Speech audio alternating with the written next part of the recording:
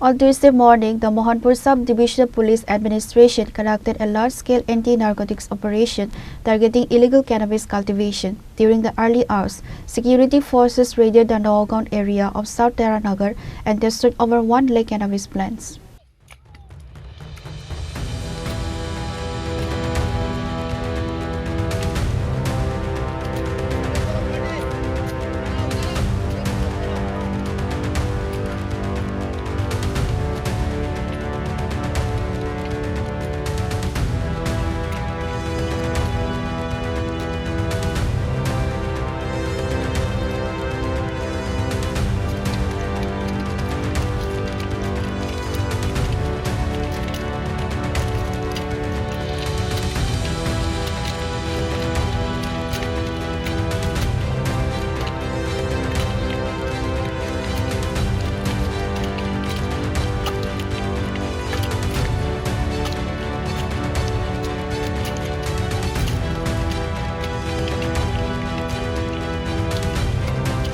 The operation was led by the Additional Superintendent of Police of West Tripura District, Himadri Prasad Das.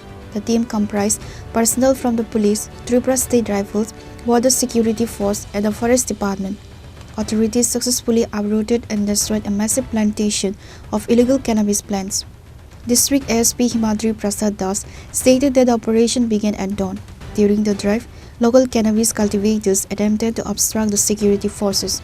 However, due to the proactive and firm stance of the police, the cultivators were forced to retreat, allowing the team to complete the mission. আমরা ভোরবেলা থেকেই একটা গাছ distraction অভিযানে নেমেছি।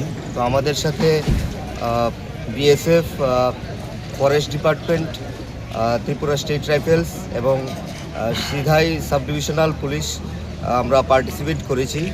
তো আমরা Noagaon mainly এরিয়ার মধ্যে প্রায় 45টি প্লটের মতন আমরা ডিস্ট্রাকশন করেছি। লাখ গাছের উপর আমরা ডিস্ট্রাকশন করেছি এই অভিযানে।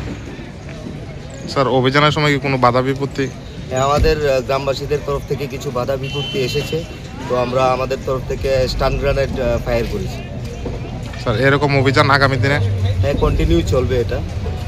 স্যার, পাহাড় এরিয়া নিয়ে কী প্ল্যান রয়েছে আপনাদের? দেখা যাচ্ছে গাজার বিশাল অংশ চাষের ওইখানেও রয়েছে। দেখুন, আপনি জানেন এর আগের অভিযানটাও আমরা পাহাড় অঞ্চলেই করেছি। তো পাহাড় সমতল সব জায়গার মধ্যেই আমরা আমাদের অভিযান কন্টিনিউ করব।